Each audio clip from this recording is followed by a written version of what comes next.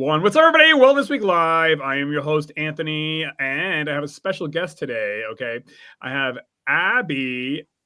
Abby, I want to say thank you, and I need thicker glasses. I'm like, I can barely see my own name on here. But anyways, today is a special day because I typically, I'm very discerning about who I have on for guests, and I wanted to ask Abby to come on because Abby and I both share a similar story. We both lost sons to narcotics, drugs.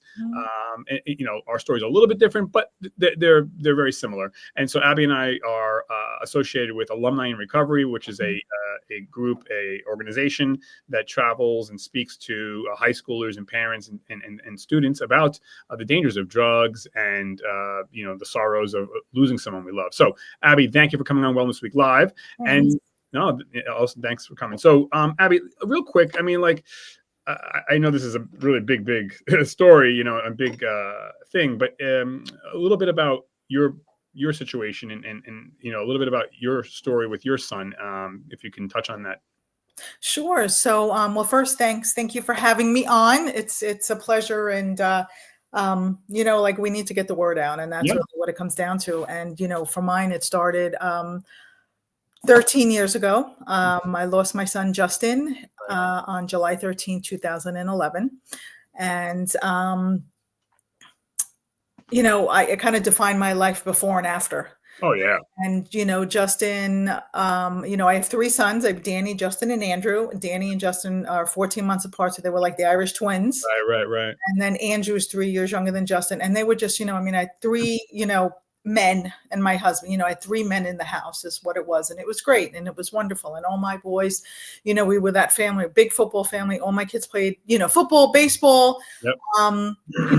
We lived in a nice community. We, did the things that family did. We had dinner every single night together.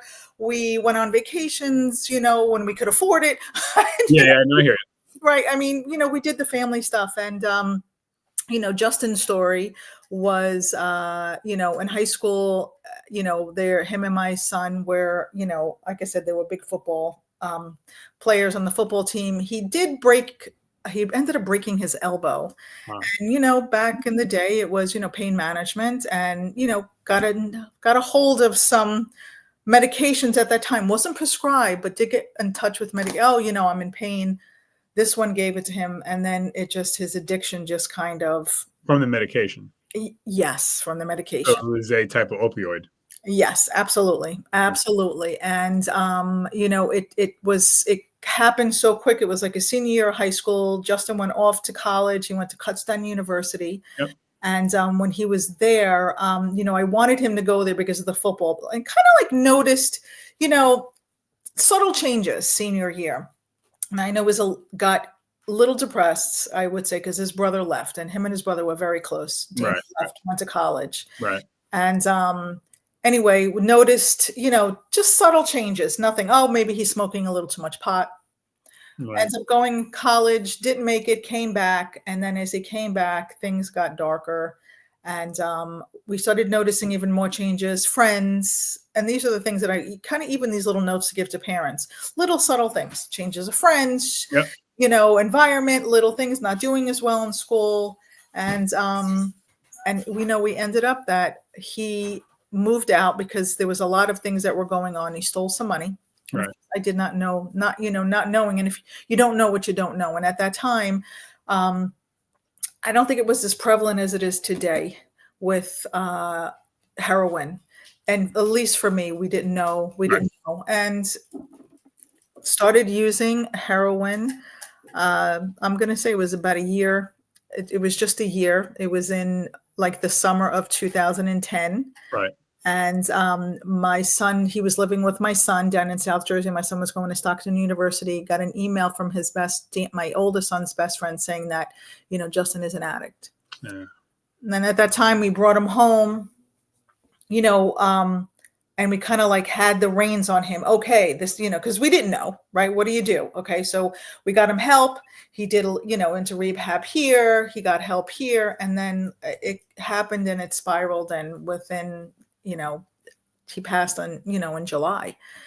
And this past July? No, July of 2011. So it's 13 years that he's passed. And, right. you know, as a parent, you know, how do you navigate the loss of a child? I mean, You're navigating, as I said earlier, you know, you're navigating uncharted waters you don't know. And, you know, here we were, you know, this family, you know, devastated, broken. We had no idea where to begin. And, you know, my journey began where, as I briefly, when we spoke prior to, you know, people just, you know, ignorance, little things, you know, hey, the lady was like, hey, you know, well, your son was using drugs, you know, he was going to die. And it was right. I would lose my shit. Yeah, exactly. So, you know, I started a grief group called GRASP. It's Grief Recovery After Substance Passing. And 13 years ago, there was only about 27, 28 groups throughout the country. Today, as it stands, there's about 140 throughout the nation. Okay? Now, that's good in a way, but also sad in a way, right? It's very, very sad. And it kind of just shows, you know, especially, you know, I mean, during those years, and probably up until about, you know, 2015 is when, you know, fentanyl, and then just different substances that, you know, that so many people die from. Oh, we did a whole show on beer only, alcohol. And again, this is not to make this a competition, but just the stats alone, every 11 months, more people die from alcohol than everything combined. Absolutely. And not that other stuff is not important to watch out for, but I think, and not to go down this rabbit hole, but, you know, people, rightfully so, we're worried about opioids, we're worried about fentanyl, we're worried about cocaine, and we should be. But right underneath our nose is that beer, that wine, the margaritas, the vodka. No big deal. No big deal. I've buried friends. I've looked into tombs of friends of mine that died from beer only. Yeah. Beer only.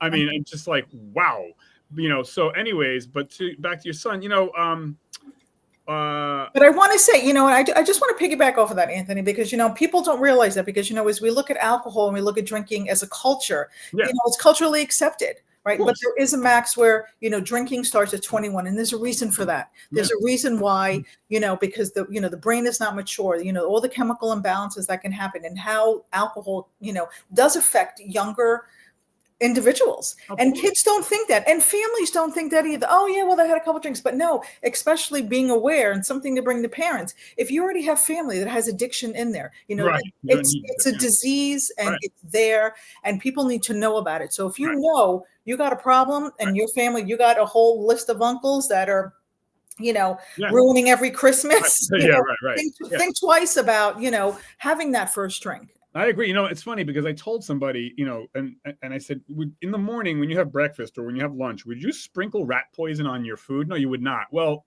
alcohol is classified as a carcinogenic poison by the CDC and every scientist on earth. So why would you even drink? Now, I get it. I'm not saying we should go to prohibition, but like, why would I put a poison in my body?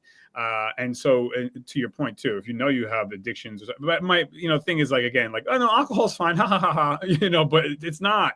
Anyways, it's not. And then just quickly, you know, I mean, knowing that, you know, and not only that, but, you know, through our society, I mean, and look, we can have a 2-hour podcast on that, you know, going down that, because society feeds us all of our, you know, all of our commercials and all of our ads, and, you know, and they, you know, so it's on the side of NASCARs, for God's sake. I mean, you know, everywhere. Absolutely.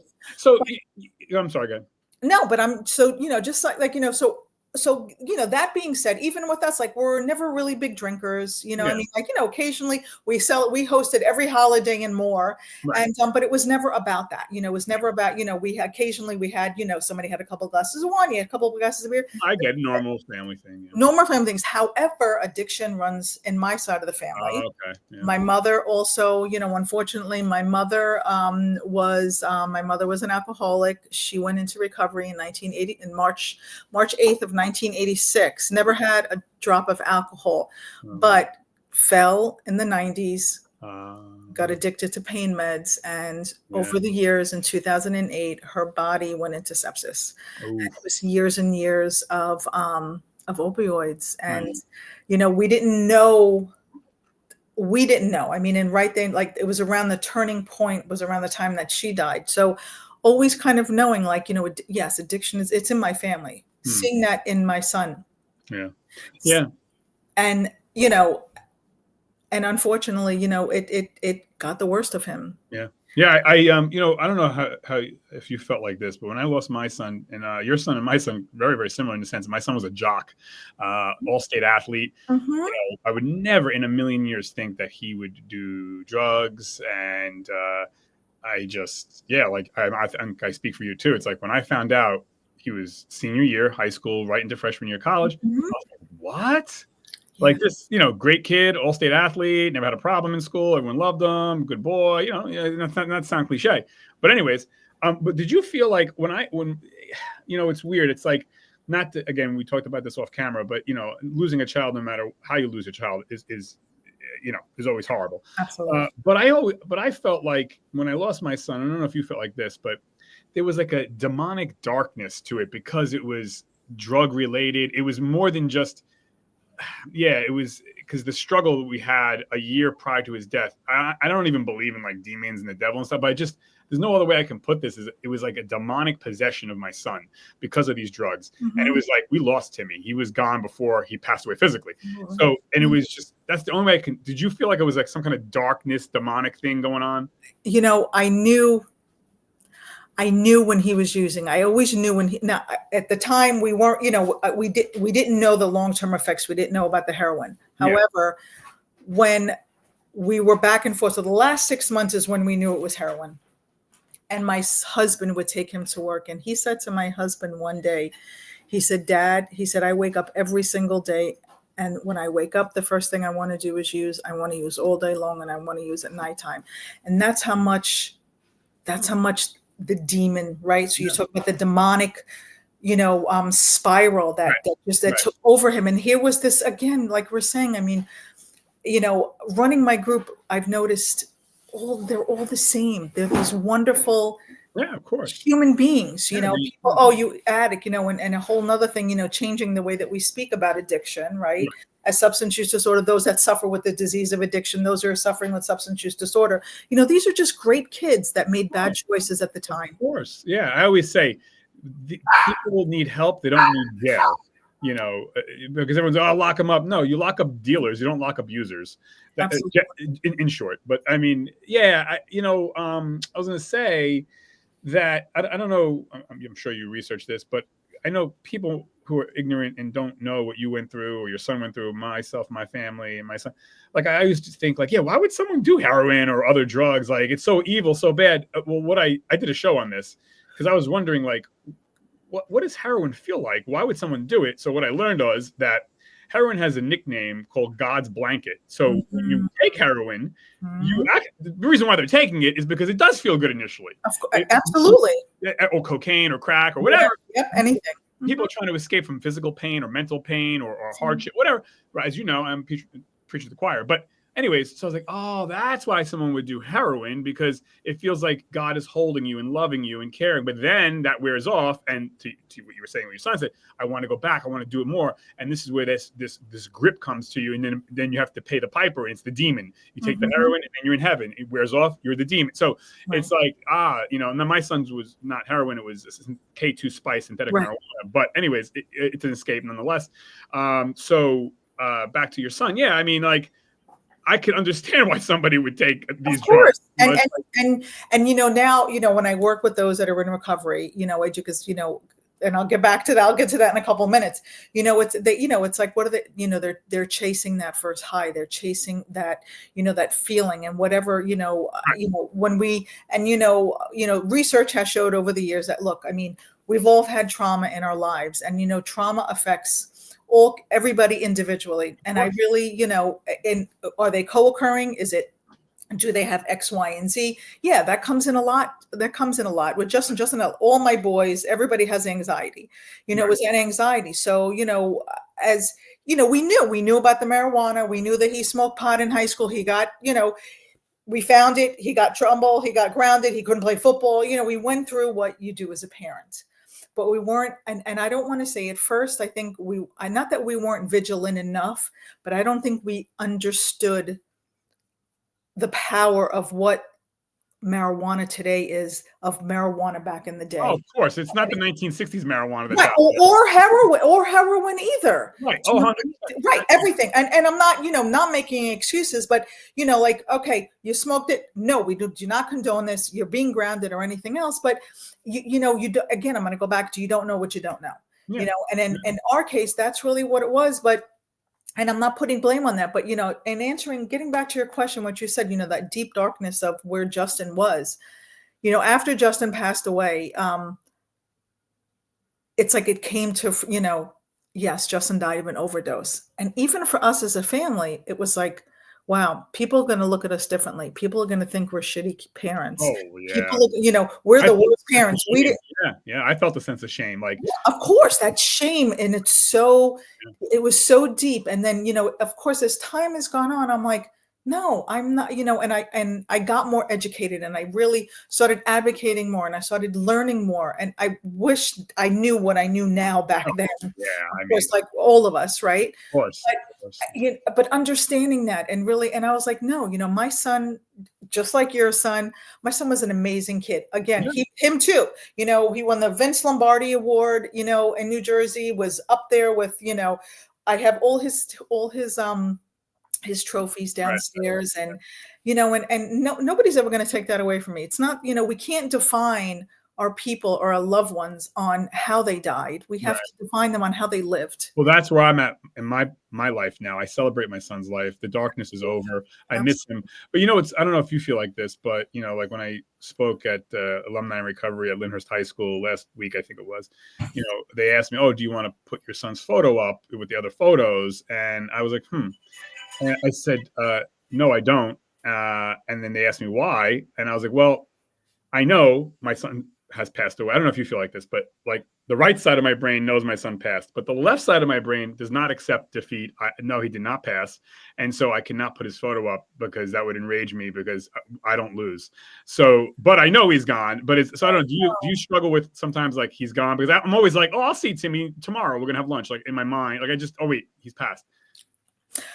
I think since Justin passed away, I've grown personally, spiritually.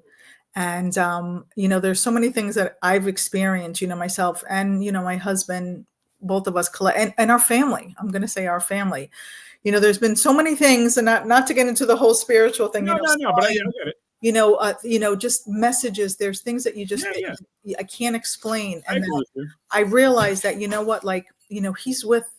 Yes. Just like your son. Justin is with me each and every moment of the day. Right. Last night, sitting in my basement, we're watching TV, and all of a sudden one of my lights went off. It was like, okay, hey, Justin. Yeah. Well, to your point, I agree with that too. Like, I don't have anything that I can point to, but I just feel and I'm not trying to be like a Hallmark card, but I do feel like, there's more to life than just, oh, we pass away. And I'm not saying like, oh, we're going to be in a cloud flying with the cherubs. No, but I feel like that's why I say like, I don't feel like my son passed though. Mm-hmm. I feel like he's in my heart. I don't want to sound mushy, but and I'm not trying to feel that. That's how I feel. Yeah. So that's why I'm like, I don't know. Like, everyone's different, but to your point, I agree with you. I just feel like there's more to life, and I've become more, I guess, spiritual in my years now after his passing. That there's got to be more than just you live, you die, and I feel that. I know that. I can't make an equation about it, but anyway. But it's not meant to. Do you know? Right. I think it's meant to. And I think, knowing that, and I know, and I don't know for you, Anthony, but I know for me, it really helps.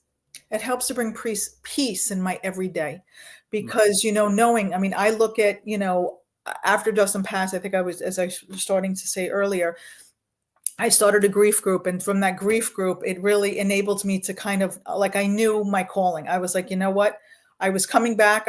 My husband worked in Long Island at the time, and we were driving back, and I'm on the Belt Parkway, and I woke up and I saw this bus go by me that's at the Communiversity at Rutgers, and we were living in Monmouth County. And I was like, you know what?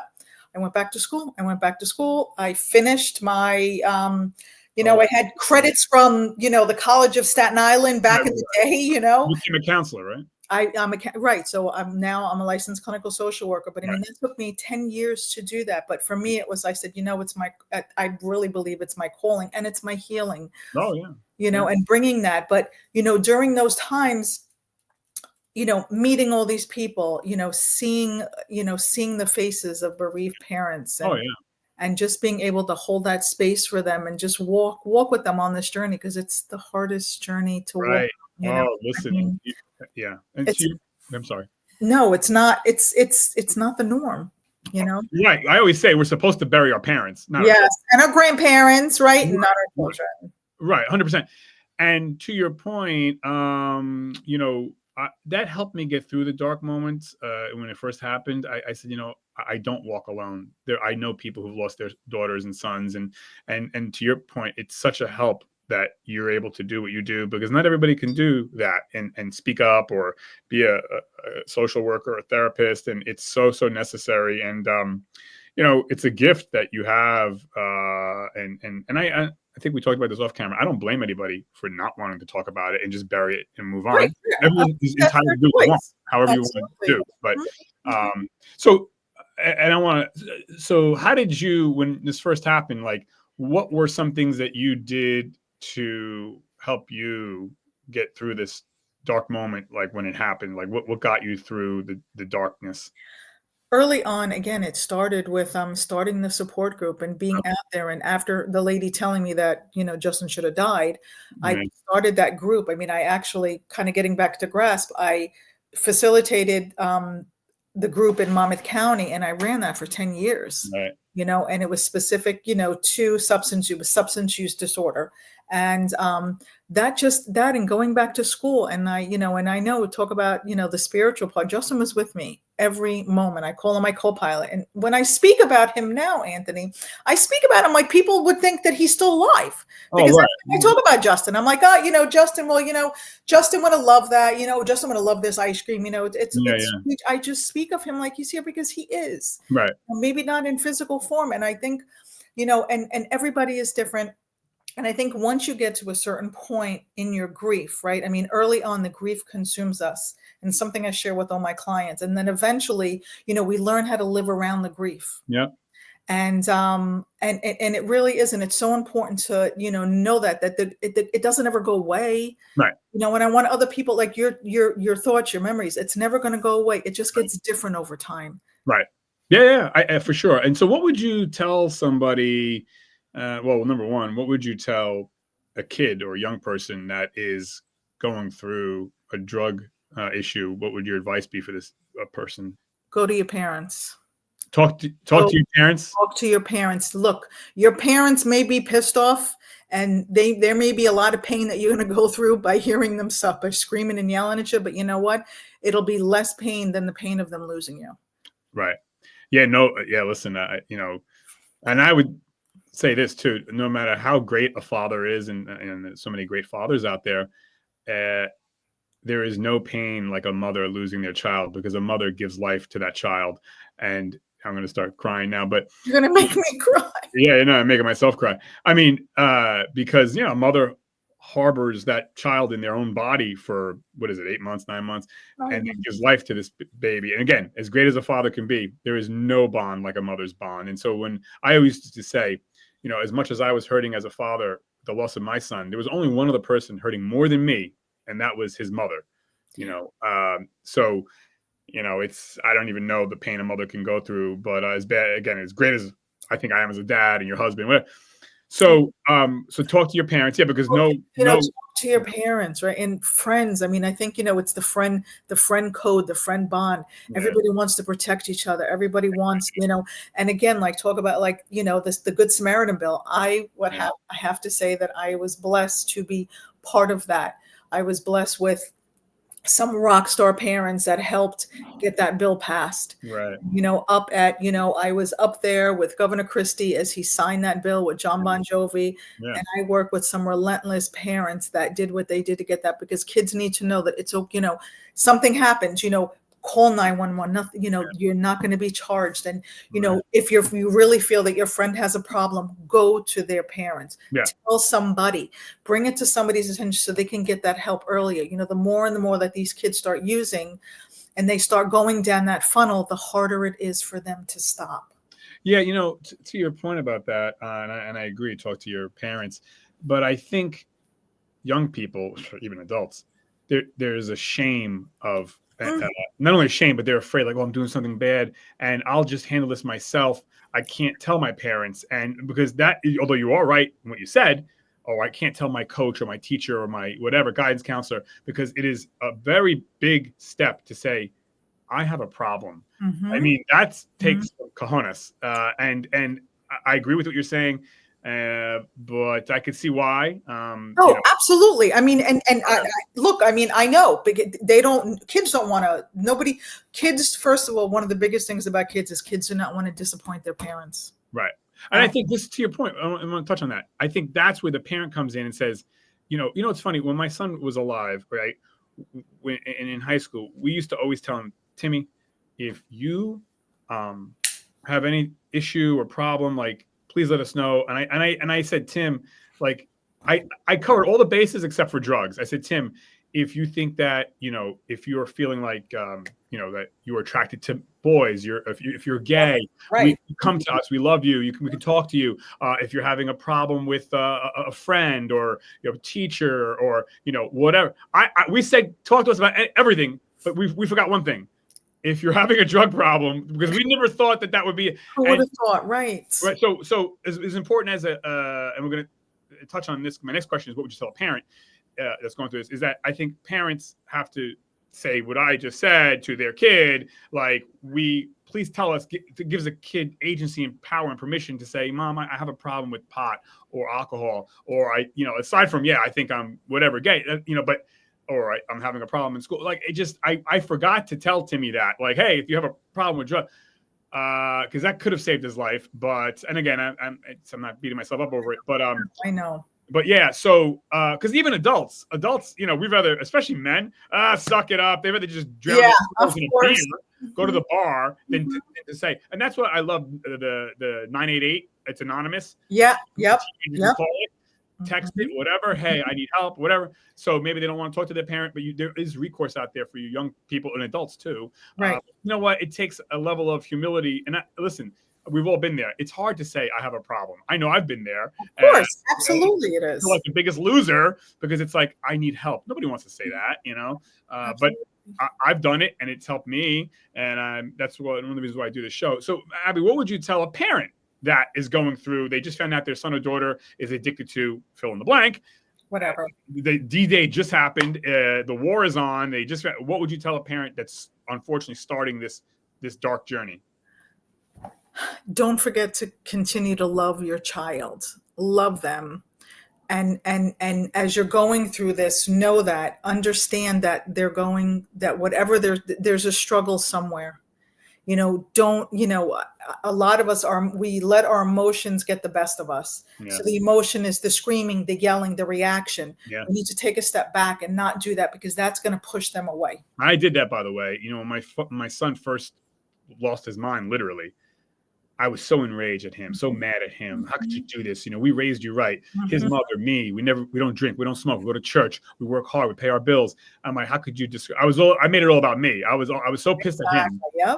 Like, I was just enraged, and I wish, hindsight's 20/20, but if I had to do it over again, I would have, like you said, shown him more love, look through the demon and see that little boy, but I couldn't initially, towards the end, closer to his passing, I did become more empathetic and sympathetic, which I'm glad I got a little bit of that to do. But anyways, yeah, so it's hard because we lead by our emotions, we lead by behaviors, and it's so much more important, because if that child is going to come to you in the first place, or once you recognize that, you need to support them. You need to be able to give them what they need and not follow it with shame, because they're already feeling shameful enough.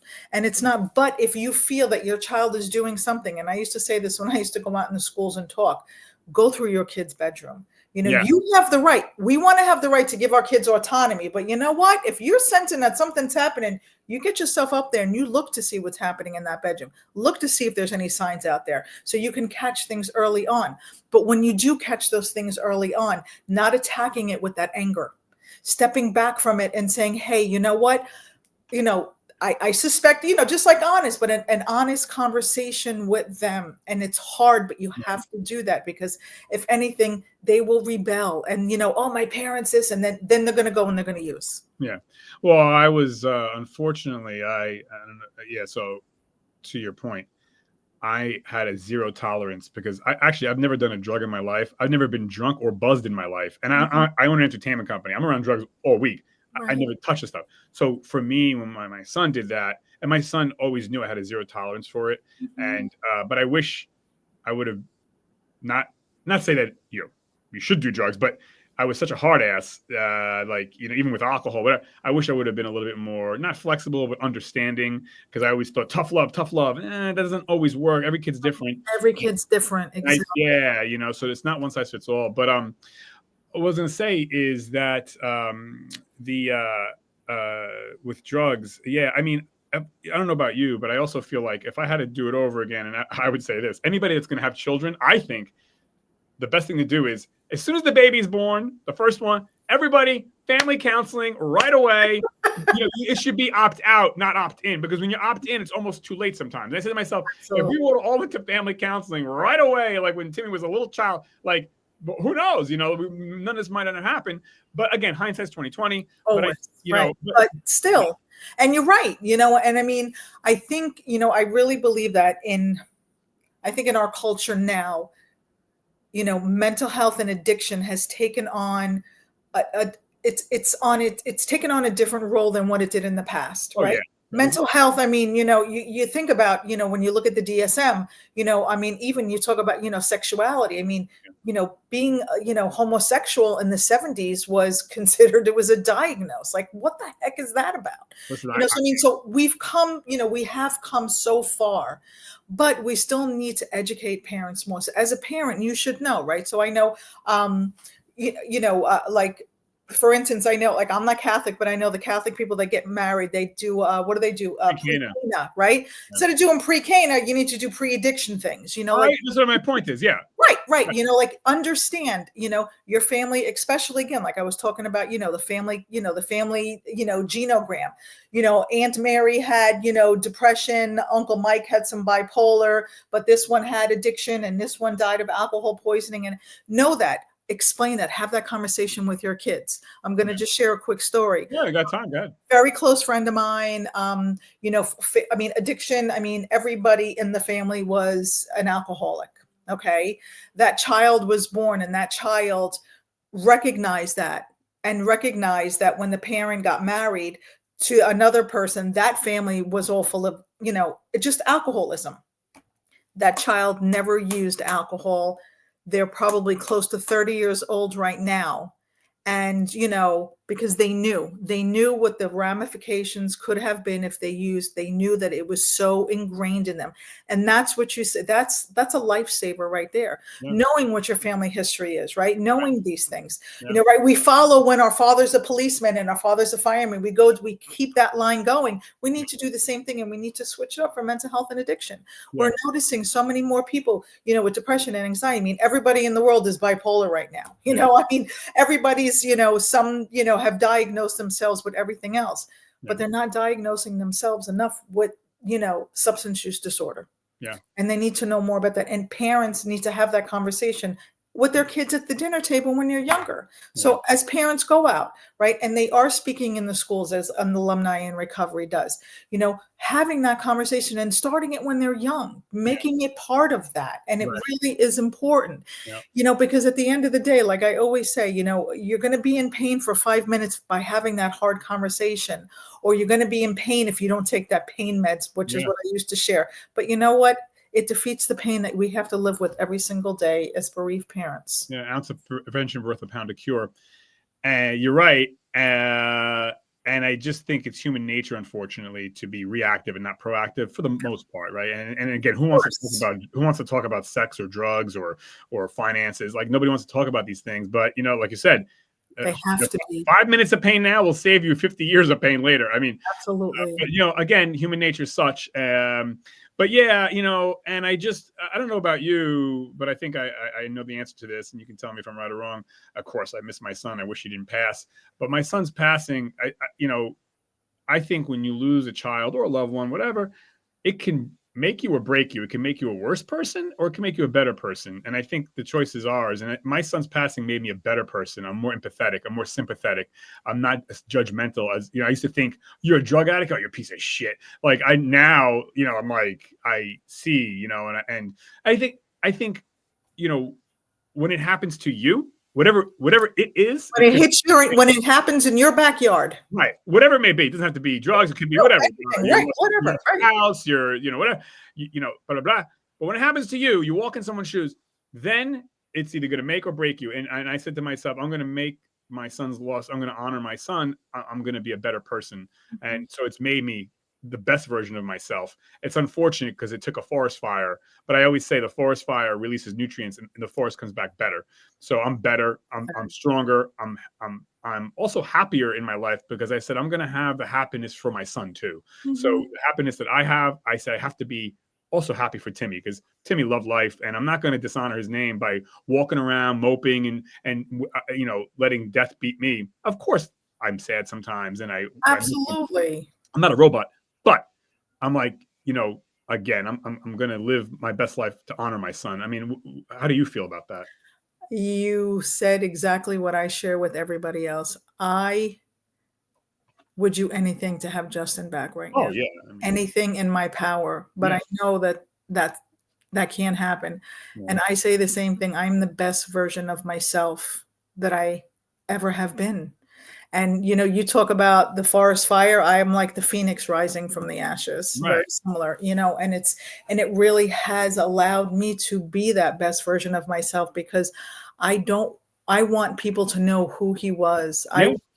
I will continue his legacy. And I do, and I have, and I always will to the day I die. And I define life. And I do, I have a little Instagram, I do my grief grits and on my personal page, on my professional page, and Abby Boxman, LCSW, just don't Shameless. Go baby, go. But and I shared this last week. I said, we have to remember, life is so bittersweet. There's so much bitterness that happens in the world, and those are the things that we can't control. Yeah. But the sweetness that we have, I've been blessed now. I have, my beautiful grandchildren and another one that's on the way. And I need to enjoy that. And they were with me last week. And as much as I miss Justin and I want him to be with me, those moments, and that's what I've defined life as moments, right? Yeah. Everything is not the grandiose. We're not having, the party every single day, but those moments that we have, we need to embrace even more because we know what life is. Of course. And your son, Justin, wants you to hug and love your grandchildren. Absolutely. To not do that, I think would be a disservice and a dishonor of him. And by the way, I don't blame anybody, again, for crawling underneath their bed and being sad the rest of their life. You have that right. It's your choice. But it's also a choice to honor your loved one. Stand up. I'm not saying don't be sad, but at some point, it's a season, in my opinion, and you have to live to honor them, to go, quote unquote, kill yourself and not live anymore. That's a dishonor to our loved ones, not an honor. And I guess it's a choice. So either way, and I don't blame anybody for hanging it all up. I get it. But yeah, no, you put it very well in that, living for him and having him. And bittersweetness. My book is going to be bittersweet, and I think it really just kind of defines, who we are and what we are. And as bereaved parents, and I think now, my mission is to share that with other parents. I know that it's devastating. I'm going to wait for you to crawl out of that darkness. Yeah. I'm going to hold you and I'm going to walk with you as you do this because I know what you're going through. I know how horrible this is, but one day you'll be able to laugh again. One day you'll be able to move on, and your loved one wants you to. Look, we all have that day. We're born and the day that we pass, and it is part of life. Yeah. Unfortunately, some of us leave earlier than others, but we have to celebrate that line that's in between that day because that's what matters. And it's funny you mentioned it too, because what I've learned through the passing of my son is, and you already touched on it, but everything is moments. I used to be like, like right now I'm a single guy, so I'm on the dating scene, right? And I say to myself, I gotta find someone forever and ever and ever. And what I've learned is, no, even if I'm just with somebody for 5 months or 2 years, it's not a loss if I break up. That's like saying, well, I went to the movies. The movie was great. I walk out of the movies. I have nothing to show for it. Was it a loss? No, I enjoyed the time that I had at the movies, or I enjoyed the meal. Absolutely. Right. And so these relationships, you know, and I think it's not to make it sad. It's to actually make it joyous because, as you said, you know, we only have moments, and then those moments are gone. So it's if everything lasted forever, it'd be plastic, it'd be cheap, it'd mean nothing. So the fact that we are here for these moments, seize the moment, seize the day, be in the moment, put the phone down, because this is all we got is this moment, whether it's a minute, an hour, a year, whatever, decade, but it will go quick. And I wish I would have enjoyed more moments with my son. And so now what I learned from that is be in the moment, Anthony, absorb it, enjoy it. It might last a minute, it might last an hour, or whatever, but it's not a loss per se, because again, like you said, everything ends, and there's more to life than death. And so, again, we miss our sons, all that stuff. But yeah, I've learned to kind of be in the moment, absorb it, and don't worry about really, oh, is this going to last forever? It's irrelevant. It's all relative. It all ends, and because it all ends, makes it so precious. Absolutely. And because of our losses, we realize how precious life is. Yeah. And we can identify with that. And it's hard for, doing the studying that I do. I do a lot of studying, and, so many of us lead with our ego, and we have to just put the ego aside and realize that it's not about that. Yeah. There's depth to us, and there's a reason why, we need to connect, with ourselves. And maybe that's different for, like you said, it's different for each and every one of us, and people have choices to do, right? It's self-determination. It's their choice. Yeah. However, to be able to fulfill Maslow's hierarchy of needs, to fulfill that self-actualization, we need to find that. And you can find beauty in that. And you can find beauty in the passing of your child, as much as it's not, but I think we have to, in order to get through the next 5 minutes of the day. Yeah, 100%. And that's why I did it too. Like you alluded to, I got to get through this minute. I got to get through this hour. I got to get through this day. And, for me too, it was about,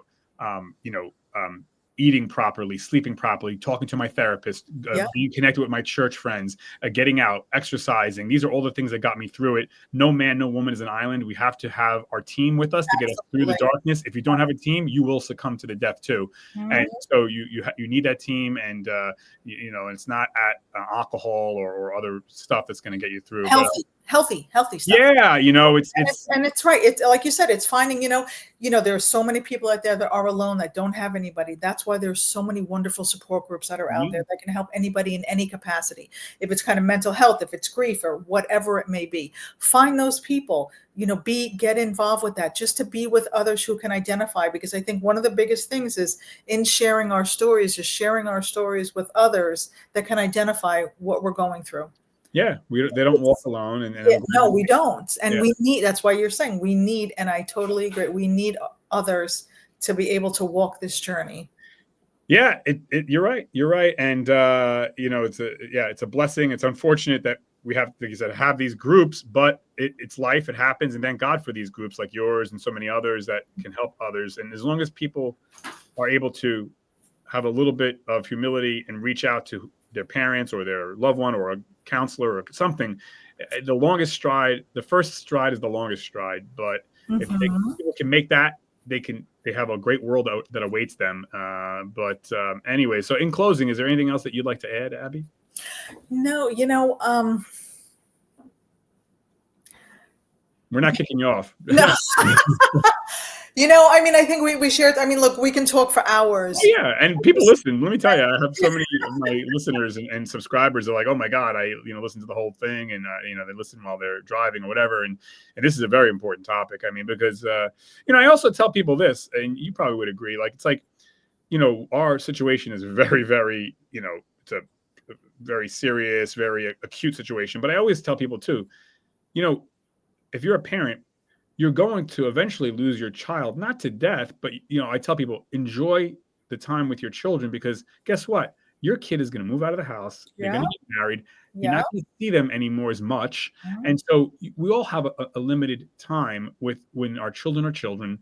And again, enjoy those moments, because in some respect, we're all going to quote unquote lose our children or child because, again, they move away or whatever, or God forbid Well, you they get get married, right? an argument, whatever it is. But the moment of your child being a baby, a toddler, a teenager, that's a short window, So, and I wish I wouldn't have been too busy. I was always too busy for my son, and I kick myself because I'm like, shit, I never thought he was going to pass. I'm like, oh, I'll hang out with you next week. Don't worry about it. Don't worry about it. I got to work. And now I'm like, damn. So now I always make an appointment to go see my friends, go see my family. I call them, I hunt them down because I'm like, I don't want to make this mistake that I made with my son. I was always too busy for Timmy, Right. And not that I didn't spend time with him, but and I guess that's another thing I learned, like relationships you got to seek it out. And it's important. And they take work. Oh yeah. And like you said, kind of, when we, it's always, we're always, when we're grieving and we're grieving the loss of a child or anybody really, you always you look back and you look at the things that you didn't do. Yeah. Instead of the things that you did. Yeah. I think over time, being able to identify the things that you did do, because those are the ones that are going to stay with you. We can sit here and we can beat ourselves up. I should have spent more time. I should have done this. I shoulda, coulda, woulda. Yeah. We know because we know what the outcome is now. Right. Right. So we're trying to change the outcome, but we can't. Right. So, and people can get stuck in that, Anthony. People can get stuck in that so easily. Yeah. And I really believe, I know I did at first too. Oh my God, I shouldn't have hit him. I shouldn't have smacked him when he was 5. And, really, Abby, right. Yeah. So, but, you come, I think if you look, it's working on ourselves as humans. And it really is. And understanding that and knowing that we did at that time when they were still here, we did the best that we could with the information that we had in that moment, because that's what it is. Yeah. We would have known that X, Y, and Z was going to happen. Right. Of course, different thing, but that's not how life works. But to your point, I do stop when I kind of feel like I'm beating myself up, even to this day. Sometimes I say, wait a second. I did a lot of great things with my son, and I was not a perfect dad, but I learned to give myself grace, basically, and say, Anthony, it's okay. You're a human being. I'm not God. I'm not perfect, and I fuck up like a lot of people. I'm a human, but we all do. Yeah, but I did a lot of great things with my son, and I spent a lot of time with my son, and I told him I loved him. I gave him hugs and kisses, and I wish I would have done more, but at least I did that, and I know that, and so I learned to give myself grace, because I can be someone that I beat the shit out of myself often for anything, even in my businesses. I'm like, I can't believe it, but I'm like, right.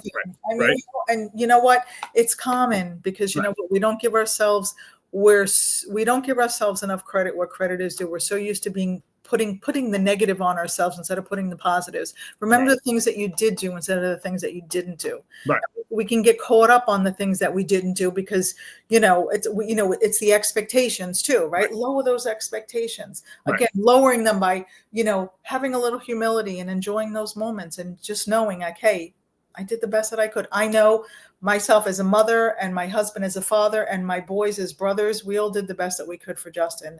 Yeah. And he was loved. He loved and he was loved. Yeah. And he was, the big personality. And I will, I can still hear him 13 years later. I can still hear his laugh. Yeah, yeah.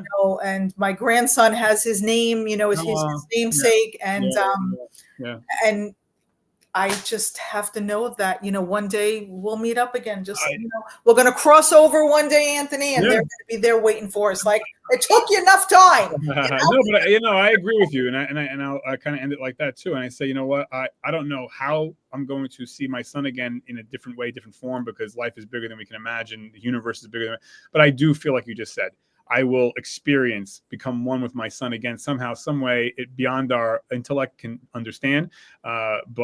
Yes. So I always say, like, I'll see you again, Tim. So I firmly believe that. I'm not trying to make myself feel better, but I firmly believe that. And even if I'm into physics, I read a lot of books on physics, actually, just because I'm a science nerd, and even energy doesn't die. So there's something about just beyond our comprehension. So humans so I feel like what you just said, I will see my son again. And so, that makes me have peace in my heart. Absolutely. Not because I'm trying to even make myself have peace, but I really feel that. So I feel that you will see Justin again. I will see Timmy again. And, so we live to honor them, and they're here with us for sure. absolutely. And knowing, and again, kind of going back or bringing it full circle, like Yeah. with substance use disorder, having conversations, about that, letting people know what's happening, letting people know that you are not, it can happen to you. And it Oh. can happen to anybody. It can happen, but of course, it only affects you until it hits your backyard. But let's try to prevent that. Let's do the best that we can do to prevent that. Have those conversations with parents. Have those conversations with kids. Have those conversations about mental health and addiction collectively, because they're so close. Don't make them shameful. Don't make them feel that you're different, because nobody wants to be different. But it's okay to be different too. Understood. Yeah, great. No, you make a great point. Yeah, and with that, like I said, unless you have something else you'd like to impart on us, and you've been great, Abby. Thank you for making time on Wellness Week. So yeah, and having me. This was great, and I'll come on anytime. We can keep talking. Abby, listen, you were a good guest. I took notes, and I'm like, must have her on again. So because it's hard to find people that are eloquent like you are and not camera shy, and so yeah, I will be hitting you up again. You're gonna be like, oh God, he keeps calling me. And so let me just share something. So the old Abby would never speak in front of anybody, would hide in the background. I mean, I had my big mouth and my ways around those that I knew, but to get on I just but I think through Justin, like I said, talk about, we've become the best versions of ourselves, and 100%. Well, thank you so much. And everybody, thank you. Like and subscribe. We're going to share this video, and this will be out shortly. Abby, thank you. I'm going to sign us off in 5, 4, 3, 2, 1. Thank you, Abby. Bye-bye.